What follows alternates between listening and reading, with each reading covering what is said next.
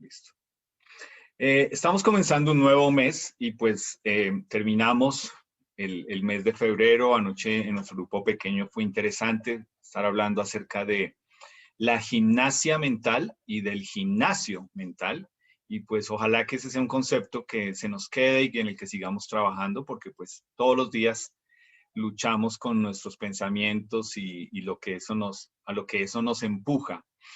Y pues este mes quiero enfocar en que veamos la historia de personas en la Biblia, algunas como la que vamos a ver hoy, no muy, más bien nos deja un gran ejemplo que todos nosotros debemos aprender de él, pero eso es lo importante, es cuando leemos la palabra de Dios, es que Dios no trata de maquillar cómo fueron las cosas, sino que realmente nos muestra a nosotros mismos, reflejado en esas personas. Entonces, eh, el pueblo de Israel, por fin, después de 40 años de estar dando vueltas en el desierto y de que murieron todas las personas mayores de 20 años para arriba,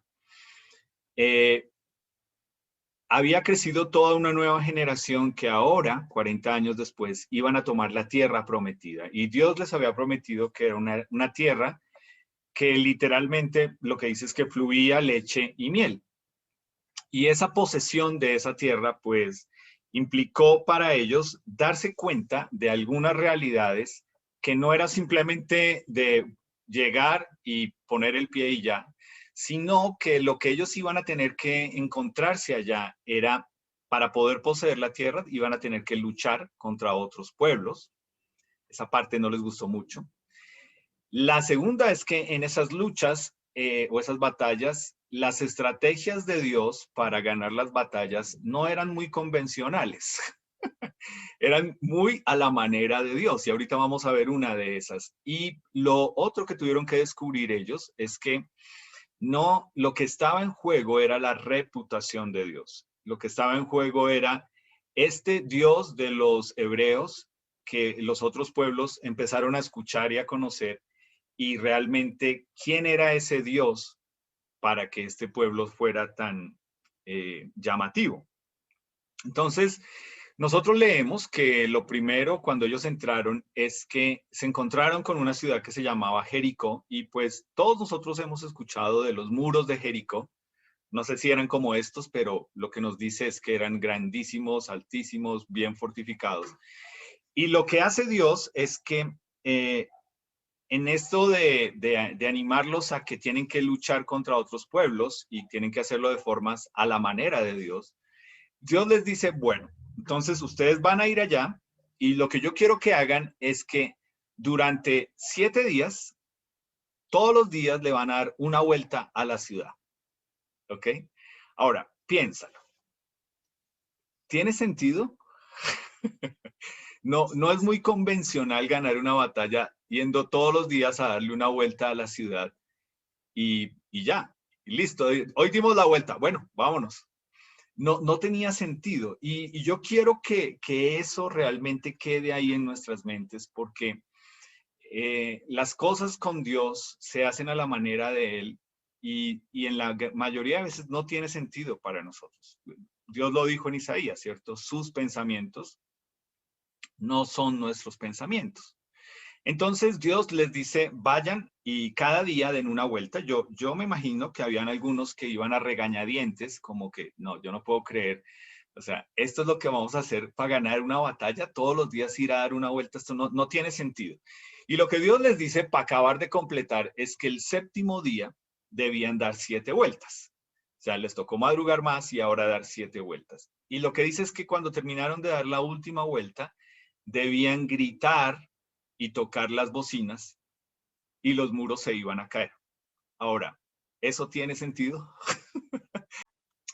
Los muros cayeron y salieron victoriosos. El pueblo de Israel ganó esa batalla.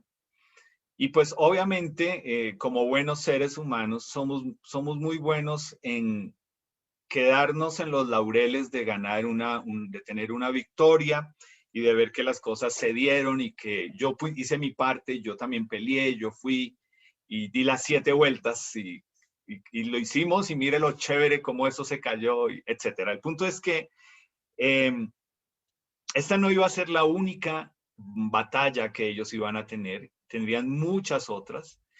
Y pues después de esta, pues un momento en el que Dios les estaba enseñando algunas cosas. Yo creo que al igual que con nosotros, pues si lo vemos solamente con Jericó, podemos entender que lo que dice acá, ¿cierto? Las murallas de Jericó eran inmensas, los habitantes de Jericó eran feroces, hasta el día que la poderosa ciudad se derrumbó, porque Dios hizo eso por el pueblo de Israel. Es decir, la aplicación para nosotros es muy clara, ¿cierto?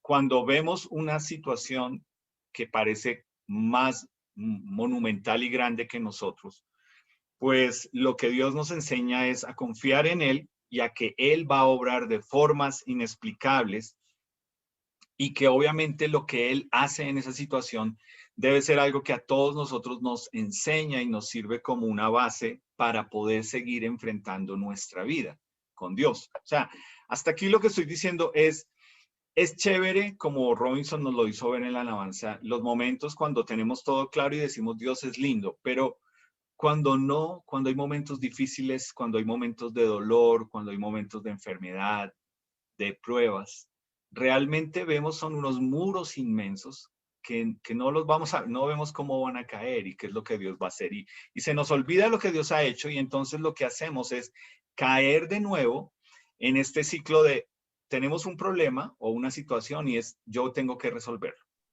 Yo voy a ver cómo lo resuelvo. ¿Ok? Y cuando nosotros hacemos eso, de ver nosotros cómo lo resolvemos, pues es lo típico, ¿no? No tenemos paz, estamos preocupados, perdemos el sueño y Dios, bien, gracias. El domingo pasado le canté. O sea, como que una vez más se te olvida lo que Dios ha hecho en tu vida, en tus muros de Jericó, en otras situaciones, y como que piensas que en esta situación eres tú el que lo tienes que resolver y eres tú el que tiene que tomar ese, ¿cómo se dice? Ese sartén por el mango y decidir, esto es lo que yo tengo que hacer y no contar con Dios. Ahora, lo que nosotros leemos en el libro de Josué, y quiero animarte a que por favor busques en tu Biblia el libro de Josué, Génesis, Éxodo, Levítico, Números, Deuteronomio, Josué, sexto libro de la Biblia en el Antiguo Testamento.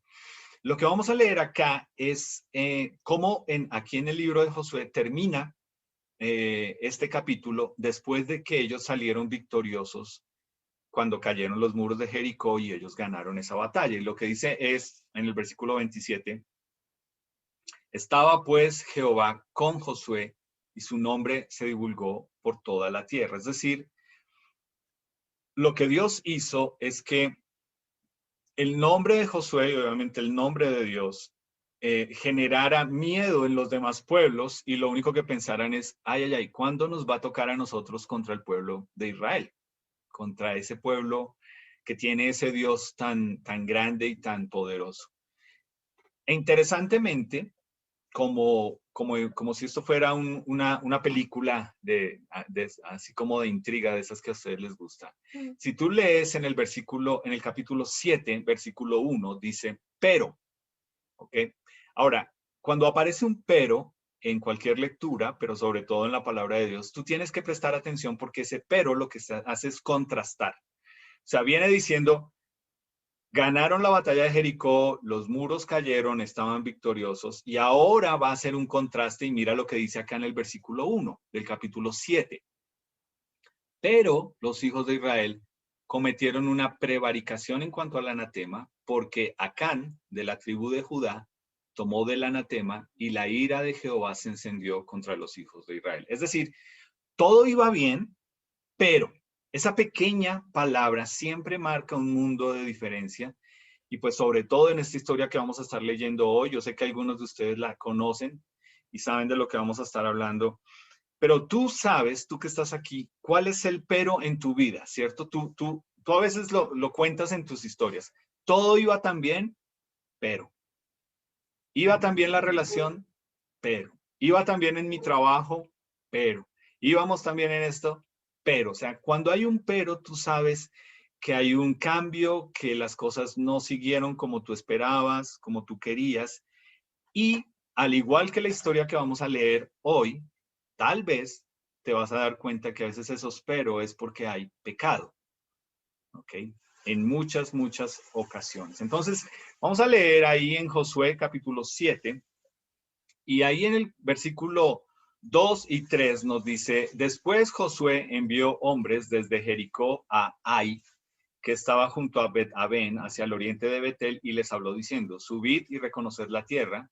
Y ellos subieron y reconocieron a Ai.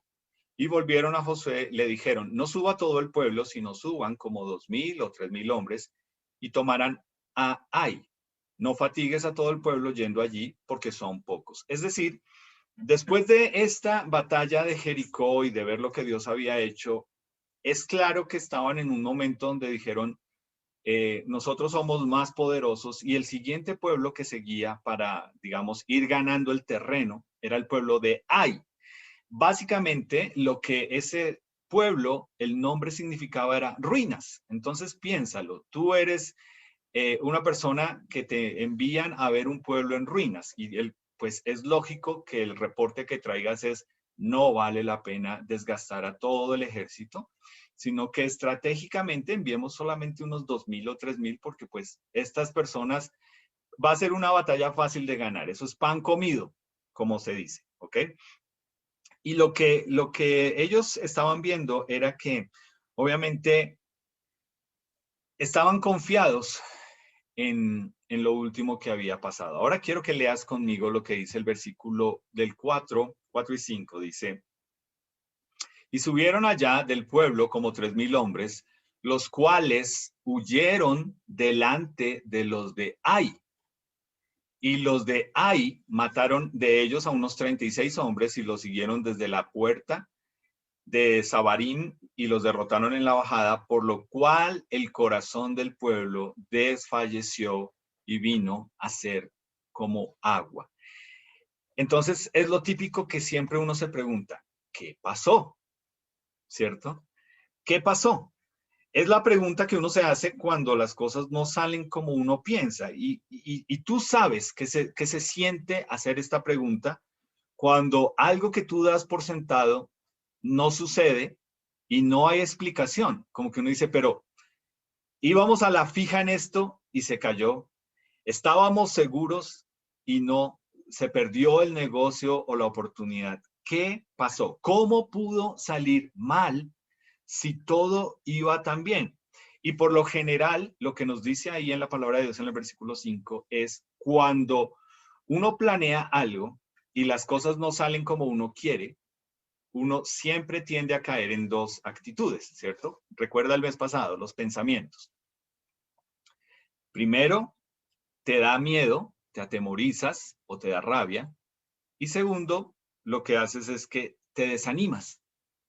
Entonces piensa, ¿qué haces tú cuando te desanimas? ¿Ok?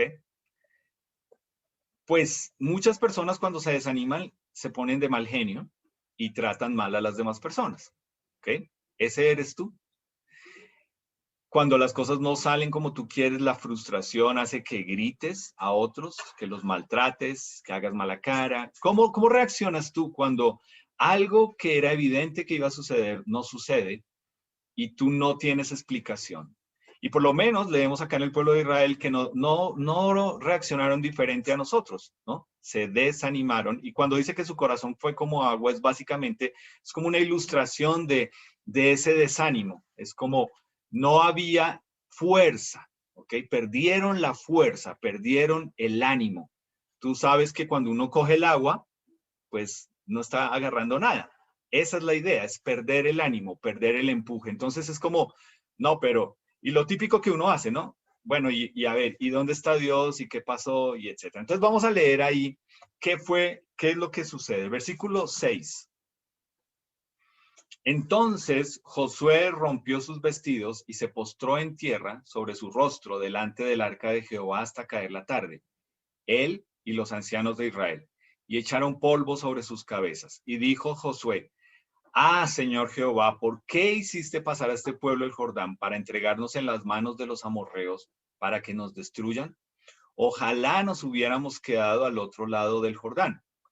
Ay, Señor, ¿qué diré ya que Israel ha vuelto la espalda delante de sus enemigos?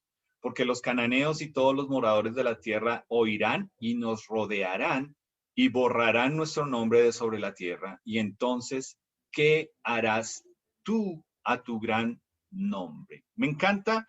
Lo que estamos viendo acá es una persona que es Josué, que es básicamente el que recibió de Moisés el liderar al pueblo, y él sí era un guerrero. Y él tiene claro el hecho de lo que estamos haciendo es, yo soy la persona que está lista para liderar esta posesión de la tierra. Y Dios, ¿qué pasó? ¿No? ¿Qué es lo que pasó? Entonces me gusta algo de Josué, y es que hace lo que nosotros debemos hacer cuando el resto de personas no lo está haciendo. Mira lo que dice el versículo 5. Las personas se entristecieron, se pusieron bravos y se desanimaron. ¿Qué hizo Josué? ¿Sí te das cuenta? A veces uno piensa, no, yo tengo que ir a calmarlos, yo tengo que ir a tranquilizarlos, yo tengo que ir a darles ¿cómo se dice? Explicaciones. No. ¿Qué hizo Josué? Josué buscó a Dios y oró. Entonces yo quiero animarte en eso, porque eso es lo primero que todos nosotros debemos hacer. Cuando las cosas no salen como nosotros queremos, como nosotros esperábamos. Cuando nos da rabia, nos frustramos, lloramos, uno lo primero que hace, renegar. No, ¿por qué no buscas a Dios y oras? Y sí, con Él sí le puedes decir, Dios, ¿qué pasó? ¿Qué pasó? ¿Ok? Pero es lo que debemos hacer. Él es la persona que nos va a dar explicación, o Él es la persona que nos va a sostener o que nos va a seguir guiando. Pero si tú crees que siempre tú tienes que tener una respuesta, pues tu respuesta debería ser, no, yo tengo que buscar a Dios y saber qué es lo que Él me quiere guiar y mostrar. Entonces, esa es la estrategia. ¿Ok? Él que es el general, digámoslo así, su estrategia de guerra, ¿sabes cuál fue? Postrarse a los pies de Dios. Y yo leí hace poco una frase que me gustó mucho, que decía, mi forma de solucionar las cosas es arrodillándome a orar. Yo te pregunto a ti, ¿esa es tu forma? No sé si te arrodillas, pero por lo menos oras. ¿O crees que desesperándote, poniéndote de mal genio, tratando mal, es como se soluciona? No, hay que tomar el momento y orar. Ahora, mira lo que Dios le responde a Josué en el versículo 10. ¿Okay? Le dijo Jehová a Josué, levántate, ¿por qué te postras así sobre tu rostro? Israel ha pecado y aún han quebrantado mi pacto que yo les mandé, y también ha tomado del anatema y hasta han hurtado, han mentido y aún lo han guardado entre sus enseres.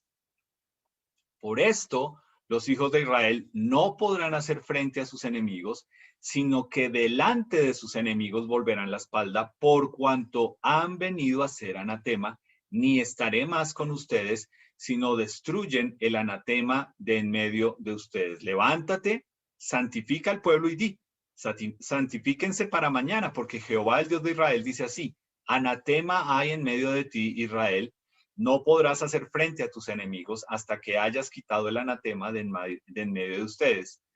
Os acercaréis pues mañana por vuestras tribus, y la tribu que Jehová tomare se acercará a sus familias, y la familia que Jehová tomare se acercará por sus casas, y la casa que Jehová tomare se acercará por los varones, y el que fuere sorprendido en el anatema será quemado, él y todo lo que tiene, por cuanto ha quebrantado el pacto de Jehová y ha cometido maldad en Israel. O sea, la cosa se está poniendo seria. Si tú fueras del pueblo de Israel y estuvieras ahí, lo primero que tú pensaste es que el problema fue Dios. ¿Qué le pasó a Dios? ¿Por qué Dios nos quedó mal? ¿Por qué Dios nos falló? ¿Será que estaba por allá ocupado arreglando algo en el universo y nos descuidó? ¿Por qué Dios? Pero lo que Dios hace es mostrarles que el problema no fue él. El problema fue el pecado. Y yo creo, y yo te quiero animar a ti a que entiendas que muchos de tus problemas, por no decir todos, pero vamos a decir que generalmente, ¿no? Para que no sea un absoluto. Muchos de tus problemas son por tu pecado, no por el pecado de tu esposo o de tu esposa, sino por tu pecado. Y tú crees que yendo a decirle a Dios, Dios, pero ¿qué pasó? Que así se va a solucionar. O sea, echándole la culpa a Dios. Bueno, fue lo que heredamos de Adán desde que pecó, ¿cierto? Básicamente Adán le dijo eso a Dios. Yo estaba tranquilo y usted me trajo a la señora, a la patrona. Pero acá Dios les está diciendo, le dice a Josué, una vez que lo busca, una vez que ora, una vez que le dice, es porque básicamente Josué toma una actitud de, básicamente, lo que dice ahí cuando que se echó la tierra y la ceniza encima, es como que le dolió, obviamente, que 36 hombres hubiesen muerto, pero era más como que él se estaba echando la culpa de lo que había sucedido.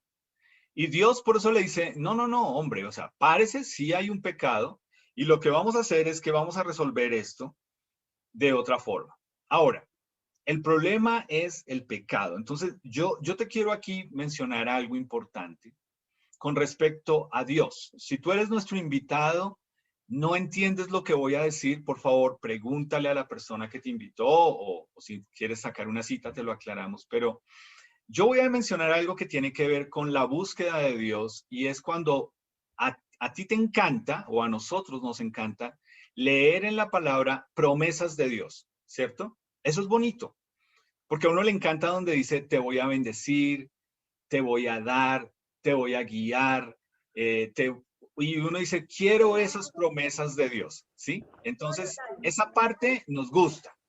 Entonces, Dios, cuando lo buscamos solo por las promesas, es como buscar a Papá Noel solo por los regalos. Y lo que hacemos cuando buscamos a Dios por las promesas es que damos por sentado que las promesas de Dios, Él las tiene que cumplir porque Él dijo y está en su palabra. Y sí, Dios lo hace. Pero el problema cuando tú buscas a Dios y malinterpretas la palabra bendición. Ahora, piensa en la palabra bendición, tú que eres nuestro invitado.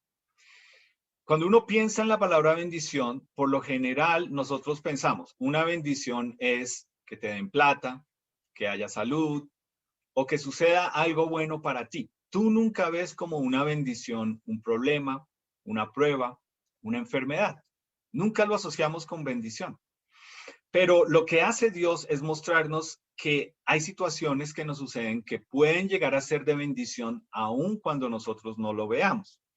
Y si la forma en que nosotros interpretamos bendición es solo con salud, dinero y amor, la pregunta es, ¿por qué Dios debe cumplir lo que ha prometido si tú no lo estás buscando realmente para cumplir su palabra, sino que estás esperando que sea solamente Él el que la cumpla? Es decir, esto es lo que sucedió con el pueblo de Israel.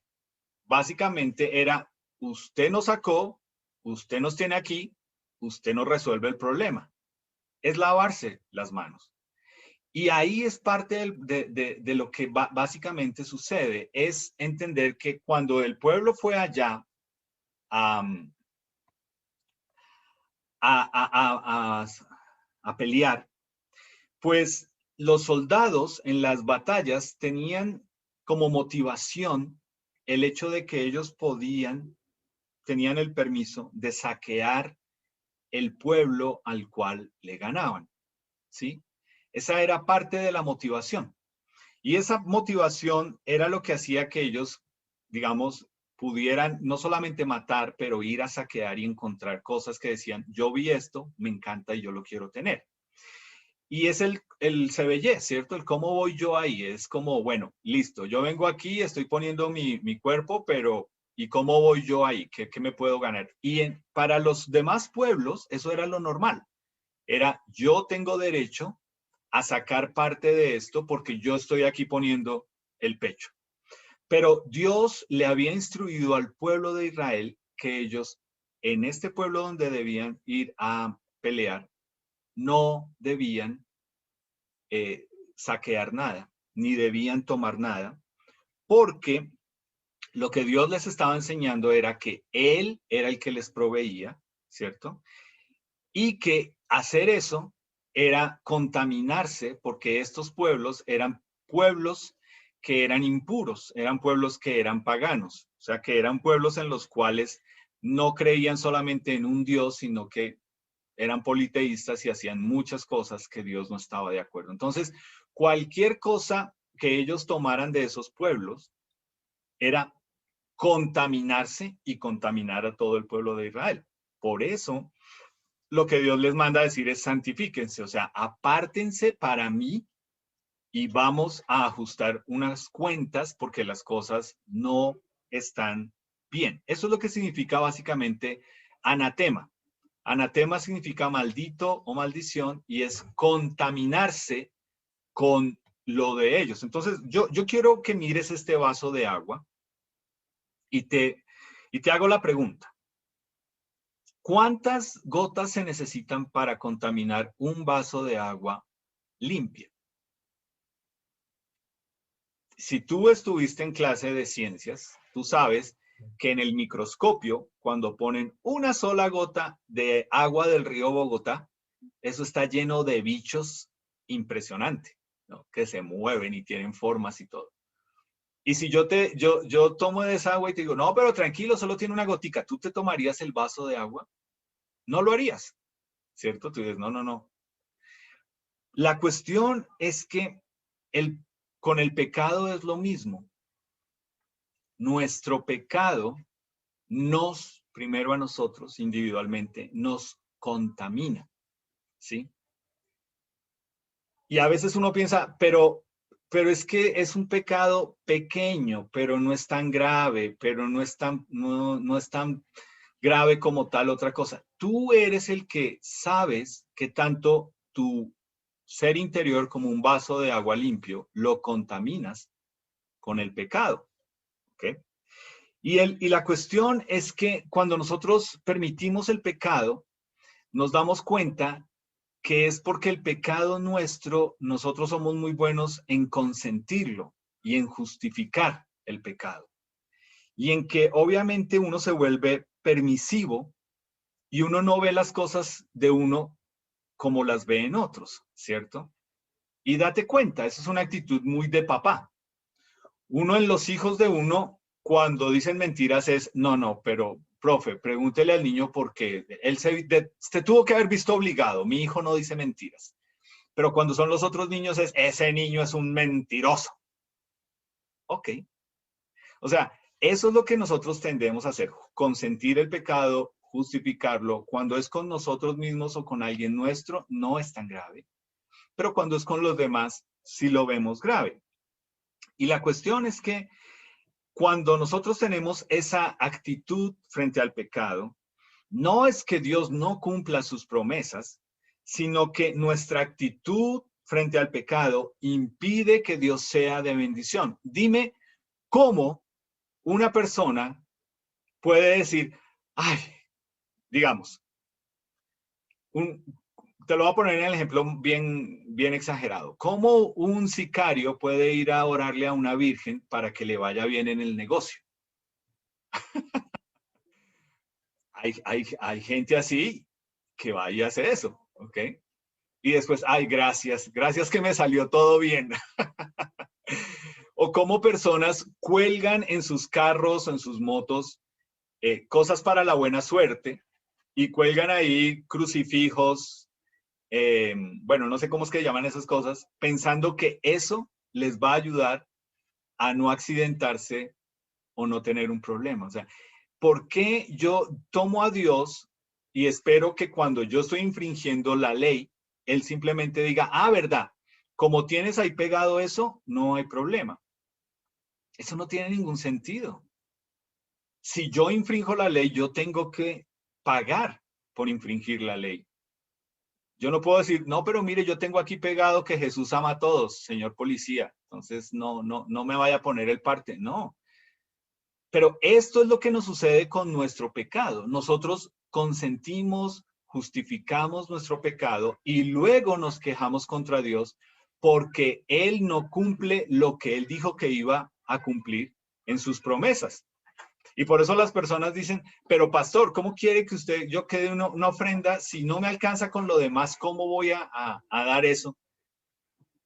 Pero después sí le estás diciendo a Dios que por favor, que mire, que te ayude, que una cosa, que la otra. Entonces, el problema no es Dios, el problema es nuestro pecado y cómo lo justificamos. Y obviamente lo que estamos leyendo aquí es el hecho de que nuestro pecado es como una gota de agua sucia que contamina todo un vaso de agua. Ahora quiero que leamos del versículo 16. Nos dice, Josué, pues, levantándose de mañana, hizo acercar a Israel por sus tribus y fue tomada la tribu de Judá. Y haciendo acercar a la tribu de Judá, fue tomada la hija de los de Sera, la familia de los de Sera. Y haciendo luego acercar a la familia de los de Sera por los varones, fue tomado Sabdi. Hizo acercar su casa por los varones y fue tomado Acán, hijo de Sera, de la tribu de Judá. Entonces, yo creo que fue un momento muy tensionante el hecho de saber que lo que Dios hizo es que dice que iba a ser algo en lo cual iba de mayor a menor. ¿Okay? Eran 12 tribus, entonces fue la tribu de Judá. Esa tribu estaba compuesta por una cantidad de familias, llegaron a la familia que era. Esa familia es un grupo de varias familias con ese nombre y apellido, descubrieron que era la familia con un apellido específico, y de esa familia lo que hacían es que estaban mirando cuál era el hombre que había ido a la batalla y llegaron a esa persona. Ahora, ¿qué veo yo acá? Yo creo que es lo que tú tienes que ver. Aunque fue un momento muy tensionante, lo que Dios estaba haciendo era dándole la oportunidad a este hombre de arrepentirse de su pecado. ¿Entiendes lo que sucede ahí? Si tú hubieses estado ahí y tú hubieses sido este hombre y sabes que Dios va a hacer un filtro, tú ya sabes que eres tú, nadie más lo hizo. Pero el problema es ese. Cuando tú juzgas por cómo tú eres, tú piensas que los demás son como tú. ¿Entiendes? O sea, este señor, Acán, pensaba, ¿y qué tal que yo no haya sido el único? ¿Qué tal que hayan sido otros y yo de bobo me ponga a pasar allá adelante a decir, oiga, mire, fui yo, y resulta que estaba yo tapando a otro? Cuando tú obras de esa forma, lo único que eso deja claro es que tú contaminas tu interior con tu pecado y lo justificas. Pero Dios le estaba dando a este hombre la oportunidad de que se arrepintiera, porque mira, su pecado había costado que 36 otros hombres murieran. Y pues no es que Dios no supiera con nombre propio quién era, sino que estaba dándole como la oportunidad de que se arrepintiera y de que realmente mostrara que le dolía lo que había sucedido. ¿Okay? Entonces, es una cuestión de que nosotros debemos entender, cuando tú estás justificando tu pecado y no lo ves, es fácil que simplemente estés pensando en los demás. ¿Y en por qué lo tengo que hacer yo si ellos también? ¿Por qué tengo que yo si ellos también? ¿Por qué tengo yo que cambiar? Y a mí me llama la atención aquí algo, y es que fue muy específico en decir, claro, eran los hombres, porque fueron los hombres los que fueron a la guerra. Y pues tú, hombre, que estás acá hoy escuchando esto, yo te quiero animar a que entiendas la responsabilidad que tú tienes frente a tu hogar. Si tú eres un invitado nuestro y no eres creyente, no importa, porque si tú has escogido formar una familia independiente de cómo lo hayas hecho, tú tienes una responsabilidad ante Dios. Y si tú estás hoy aquí, Dios te está dando a ti una oportunidad y te está llamando y te está diciendo, pilas, yo quiero que escuches lo que hoy se está diciendo allá, porque no es que pienses en que son los demás, es para ti. Entonces, hasta el versículo 19, ¿qué es lo que hace entonces ahora Josué? Nos dice acá que dice,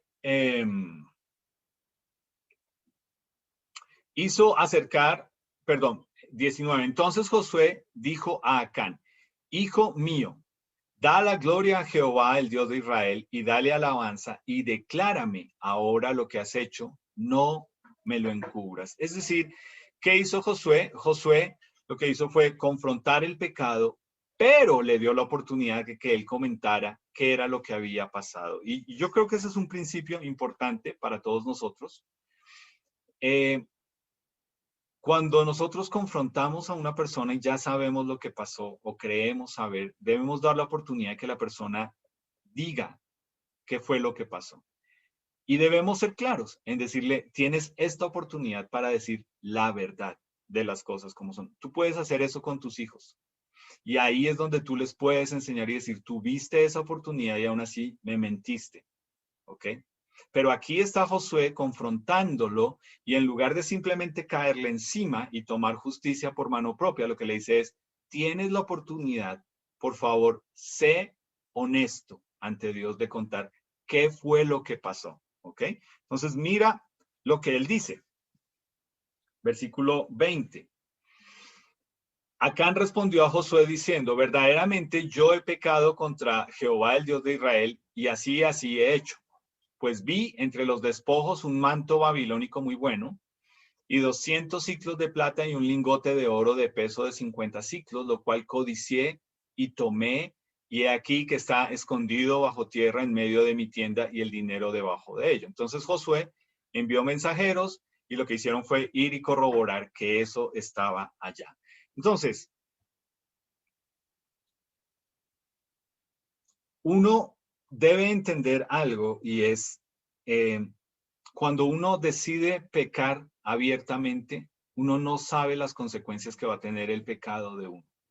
Y yo esta mañana quiero aquí hacer una observación y es, este tema, yo luché esta semana muchísimo en si debía o no predicar esto, porque siempre que se predica este tipo de temas, es fácil que mi pensamiento me lleve a recordar y decir, usted tiene rabo de paja, usted quién se cree, ¿cierto?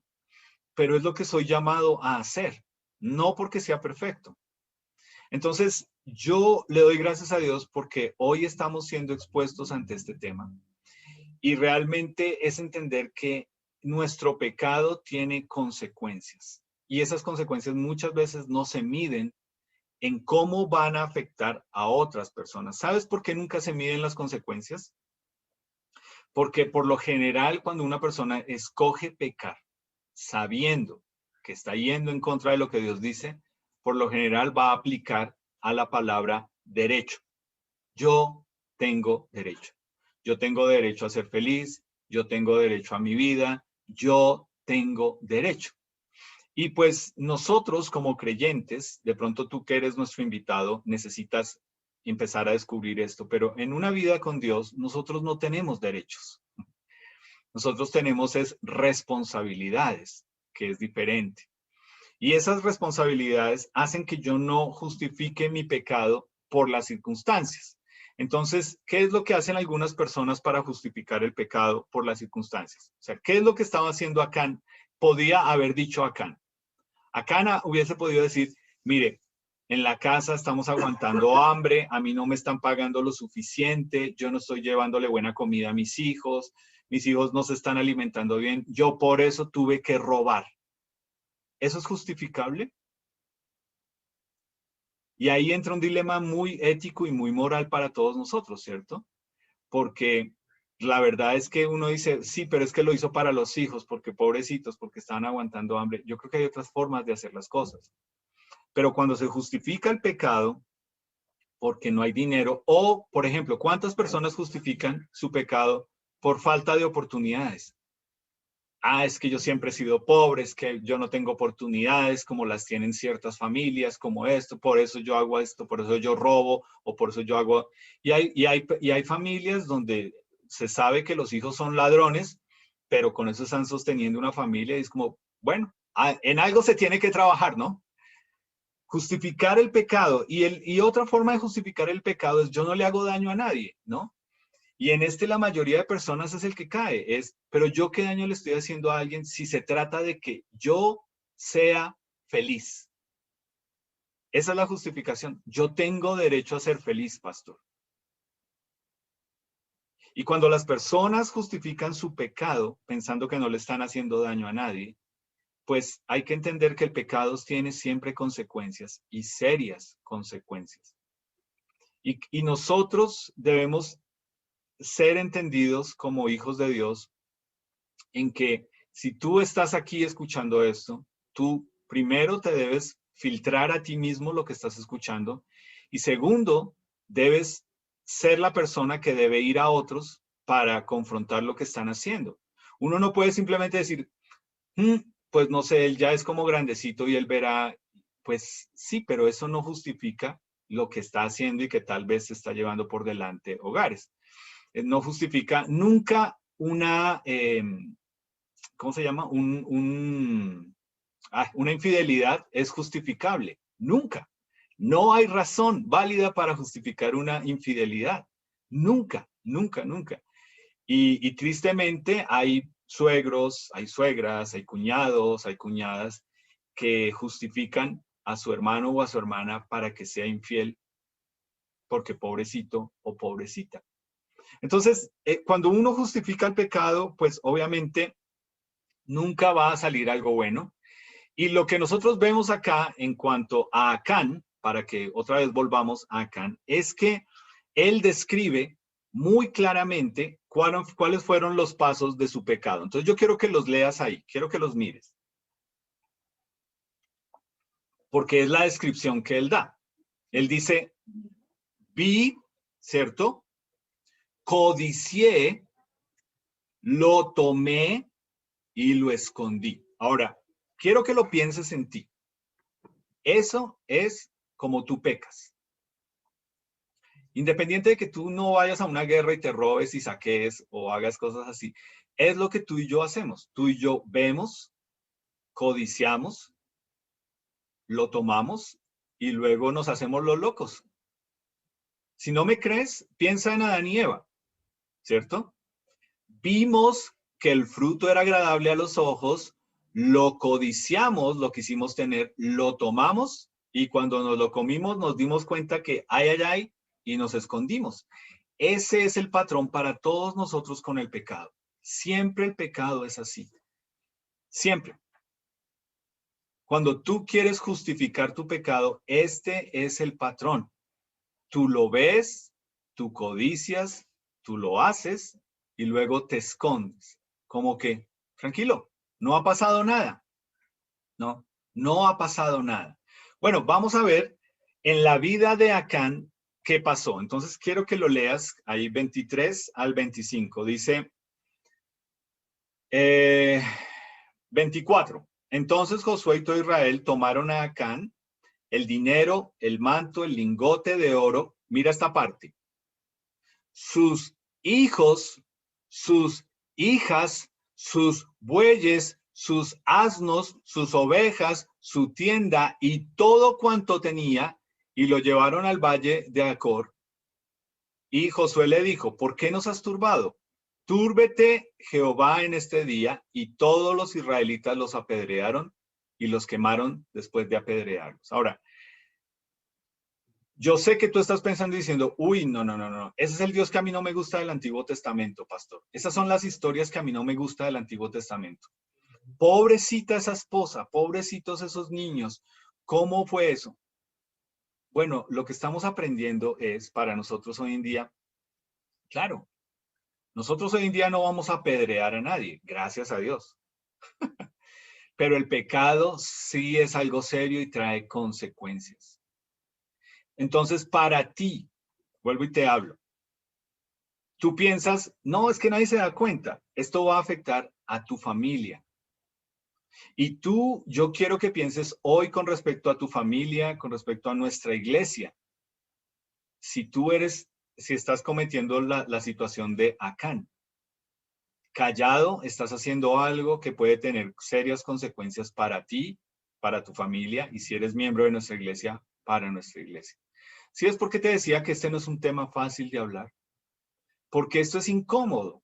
Porque esto es como el don de la sospecha. Esto es como decir, si yo me parara a decir, hay alguien aquí que está cometiendo pecado y Dios caerá con todo el peso de la ley. No, yo no estoy aquí haciendo eso esta mañana. Yo no estoy jugando a eso. Yo lo que te estoy diciendo es, Dios nos está llamando a nosotros a que andemos en cuentas cortas con Él y a que entendamos que vivir en la gracia de Dios no nos da a nosotros licencia para vivir en libertinaje y pecar. Y para pecar y hacerlo de una forma en que sigamos diciendo, pero tranquilo, Dios perdona todos los pecados. Así no nos ha llamado Dios a vivir. Y hay personas que han entendido también la gracia de Dios, que es básicamente pecar, rezar y ya, empataron. Pero eso no es como Dios nos ha llamado a nosotros a vivir, ¿no? Lo que Dios está haciendo hoy es ayudarnos a entender que el pecado nunca es algo que se pueda ocultar y que quede en secreto. Nunca, ¿sí? Y más cuando tú estás afectando a otras personas, a la iglesia, a tu familia. El pecado nunca va a quedar en secreto. Y hay personas que son descaradas, ¿cierto? Ya hoy en día en Facebook, yo me acuerdo hace unos años atrás, yo empecé a ver esto y yo decía, no, que aparecía, vamos a poner ejemplos. Cuando Libby, vamos a decir que era una adolescente de 13 años con Facebook, obviamente no existía ni el internet, pero bueno, Libby se casó con Juanito. Y entonces uno le escribía, ven, niña de Dios, con 13 añitos, ¿tú ya te casaste? Ay, pastor, eso es por molestar, es que todo el mundo lo hace. Ah, ya, ok. Y eso es Facebook, ¿cierto? Facebook es esa plataforma para mostrarle a todo el mundo lo falso que es uno, lo que uno piensa, que manda a la gente para el carajo y me vale 5 lo que piensen. Y pones fotos y ay, que Dios te bendiga y que qué bonito y ojalá la pases rico. Y una cosa hueca, vacía, sin sentido, una cosa ahí que la gente, dejen la envidia, dejen los que sean felices, que gocen, ellos tienen derecho a su libertad y a vivir la vida. Y cuando tú les dices, oye, pero es que están viviendo en pecado. Ay, no, ustedes son unos amargados. Ustedes solo le quieren hacer la vida a uno de cuadritos, no lo dejan a uno ser feliz. Mira, el pecado nunca es algo que se haga en secreto. Y hoy en día con las redes sociales, menos. La gente pone ahí sus cosas y de malas, ¿no? Sin pena ni nada. Entonces, listo, las cosas suceden así. Y la cuestión de esto es que lo que estamos leyendo aquí es cómo el pecado de Acán no solamente afectó a él mismo y a su familia, pero también al pueblo de Israel, ¿ok? O sea, sí, esta persona, por culpa del pecado de esta persona, 36 personas más habían muerto. No olvides eso, antes de juzgar que por qué Dios hizo lo que hizo. ¿Ves? Entonces, quiero concluir con un pasaje que está en Primera de Juan, capítulo 1, versículos 5 al 9, que nos habla de algo que es interesante para llegar al versículo 9. El versículo 9 de Primera de Juan 1, mientras tú lo buscas, es el que más nos gusta. Y sí, yo voy a ir a ese versículo hoy, pero yo quiero que mires el contexto en el que está ese versículo, que tú puedas darte cuenta por qué habla en el versículo 9 acerca del perdón, pero primero de qué es lo que está hablando el apóstol Juan. El apóstol Juan nos dice, este es el mensaje que hemos oído de él, o sea, de Jesús, y se los anunciamos. Dios es luz y no hay ningunas tinieblas en él. O sea, lo primero que él nos está diciendo es, no te confundas. Dios no justifica el pecado. No hay pecado justificable ante Dios. Dios no es como tú. O Dios no te ve a ti y dice, tranquilo, como hoy fuiste a la iglesia, yo fresco, yo te paso por alto eso porque hoy estuviste juicioso o juiciosa.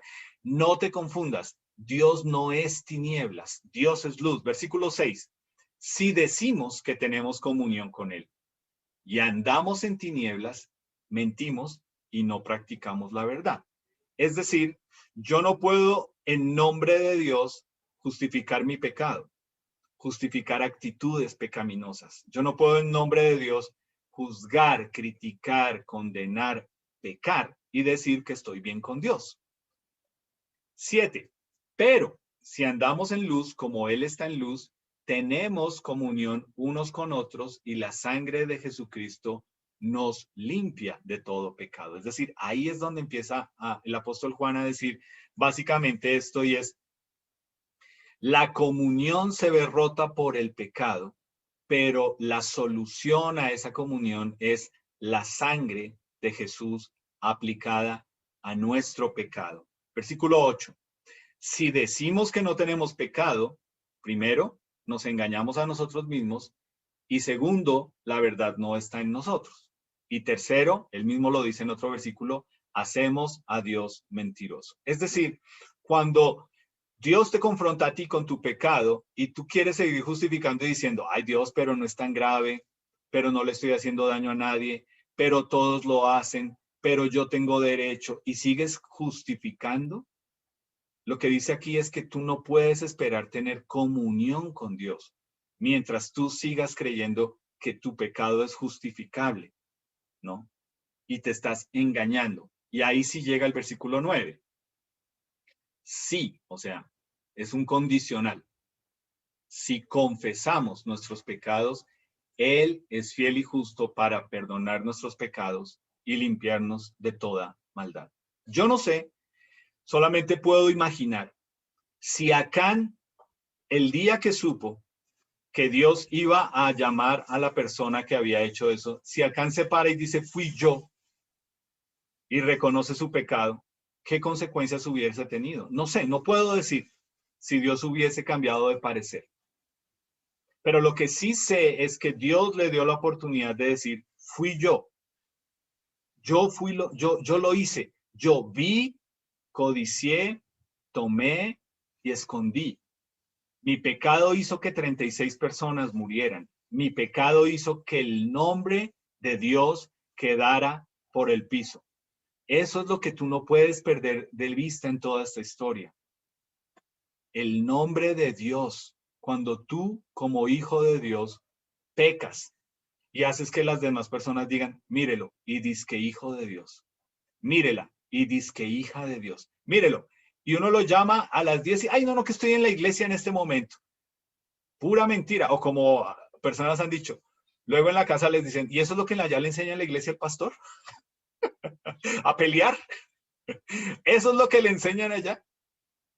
Si confesamos nuestro pecado, es decir, tienes que poder estar de acuerdo con Dios en ver tus actitudes y decir, sí, Señor, yo sé que eso es pecado. Yo sé que esa gotica que está contaminando mi vaso de agua es pecado y me puede llegar a podrir tanto por dentro que ya no es agua limpia, sino agua podrida lo que tengo por dentro.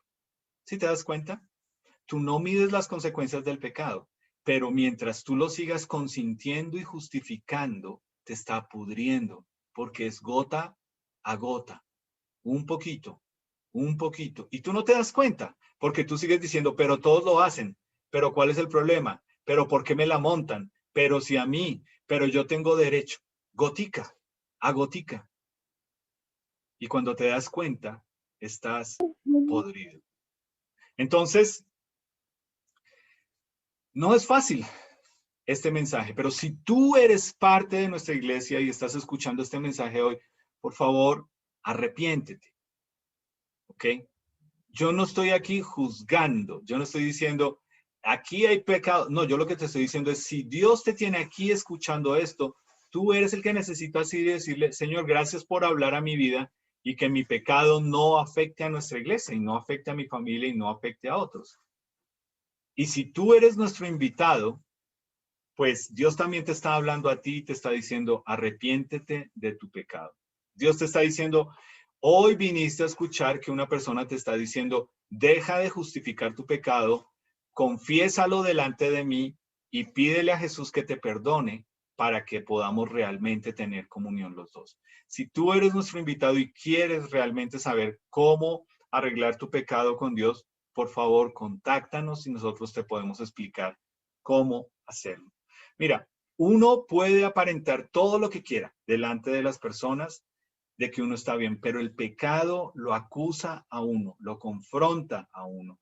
Y solo Dios sabe por qué estás hoy acá y por qué Él te está diciendo, por favor, escucha, por favor, haz algo con tu pecado, reconócelo. En 1 Corintios, el apóstol Pablo nos dice que nos examinemos a nosotros mismos para que no seamos juzgados. Es decir, que nos da la oportunidad de decir lo que Dios nos está, así como con Acán, y es, júzgate tú primero, porque si tú no lo haces, yo voy a poner a otra persona a que venga a decirte a ti, oye, esto está mal, esto es pecado, no sigas en este camino. Y hacer eso no es fácil. Y hacer eso es algo que cuesta. Y tú me puedes preguntar a mí y yo te voy a decir, yo sufro, yo oro, yo lloro cada vez que tengo que hacer algo así porque yo no sé con qué me voy a encontrar, pero lo tengo que hacer por el bien de nuestra iglesia, por la salud espiritual de nuestra iglesia. Es lo que debo hacer. Y entonces yo te ruego a ti que eres miembro de nuestra iglesia que entiendas que cuando tenemos que confrontar una situación así, por favor, sé parte de la persona sabia que ora y que toma el lugar de decir, yo voy a apoyar al pastor o al que es en confrontar eso. Y no en tomar la opción que a veces se toma y es, pero pastor, pero no sean duros, pero porque a él, pero pobrecito, pero pobrecita. No, por favor. Estas no son cosas que se están haciendo porque nos cae bien o mal a alguien. Estas son cosas que se hacen porque estamos cuidando la salud espiritual de nuestra iglesia. ¿Y sabes dónde comienza esa salud? En el grupo pequeño. Y es a ese nivel que muchas cosas se rinden cuentas y que se tienen que pedir cuentas. ¿Ok? Entonces, por favor, entiende, Dios es luz. En Dios hay verdad. Y lo que hace que se rompa nuestra comunión con Dios es nuestro pecado que justificamos, que consentimos y que nos hacemos los locos pensando que Dios también lo trata de esa forma y nunca va a terminar así. Quiero leerte algo que dice la palabra de Dios en 2 Corintios 7:10. Solamente quiero que lo escuches. Después yo te lo puedo enviar. La clase de tristeza que Dios desea que suframos nos aleja del pecado y trae como resultado la salvación. Pero la tristeza del mundo, a la cual le falta arrepentimiento, resulta en muerte espiritual. 2 Corintios 7:10. Sí, no es fácil estar sentado escuchando esto. Sí, es algo que nos cuesta. Pero mira lo que nos dice aquí la palabra de Dios. Dios quiere que con su palabra seamos confrontados para que nos duela, pero para que tengamos vida espiritual, para que vamos a decir, sí, Señor, gracias por confrontarme. Lo que él dice aquí es, cuando no lo hacemos de esa forma, lo que eso trae es muerte espiritual, porque no estamos siendo confrontados con la palabra de Dios, con nuestro pecado y nuestra forma de hacer las cosas. Entonces, tú eres el único que sabes cuáles son esos pecados que tú consientes, que tú justificas y que tú permites. Y Dios te está diciendo hoy, estemos a cuentas cortas, porque si Él lo tiene que hacer, Él puede poner a alguien a que te diga, ven, estoy viendo esto en ti, o qué pasó acá, por favor. ¿Ok? Amada iglesia, ojalá que esto sea un llamado de atención de Dios para todos nosotros. Gracias a Dios, ante Dios lo puedo decir, yo no estoy haciendo esto porque haya alguien o algo que está pasando. Gracias a Dios, no tengo idea. Entonces me encanta porque eso me da a mí también la paz y la tranquilidad de saber que comenzando por mí mismo, soy yo el primero que soy llamado a vivir en comunión, en luz y en verdad con Dios. No es esto que estamos haciendo porque haya alguien o algo, no. Es todo lo contrario. Estos mensajes los necesitamos para que andemos en luz y no en tinieblas, para que andemos en la verdad y no en la mentira de nuestro pecado. Entonces vamos a terminar orando. Señor Dios, gracias por tu palabra hoy. Gracias porque obviamente estás más interesado que cualquiera de nosotros en nosotros mismos, Señor. Tu palabra es verdad, tu palabra es la luz. Y Señor, necesitamos ejemplos como este de Acán para entender que nuestro pecado tiene consecuencias, Señor. Es duro, es difícil, pero es como tú las manejas. Señor, sobre todo con nosotros como iglesia, por favor, Espíritu Santo, redargúyenos, muéstranos lo que está pasando, muéstranos en qué estamos siendo permisivos, en qué pecado estamos justificándolo. Y pues ayúdanos a darnos la fuerza, el ánimo para corregirlo, Señor, para entender que Queremos que nuestra iglesia sea de testimonio, queremos que nuestra iglesia siga siendo de apoyo, de ánimo, pero también, Señor, por eso somos una familia y necesitamos ser confrontados con tu palabra de esta forma. Señor, gracias por cada persona que tú trajiste hoy a escuchar tu palabra.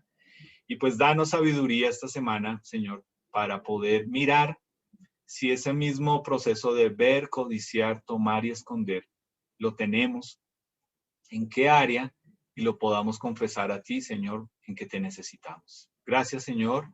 Gracias, Señor Jesús, por tu presencia en medio nuestro, en tu precioso nombre. Amén. Bueno, un momento.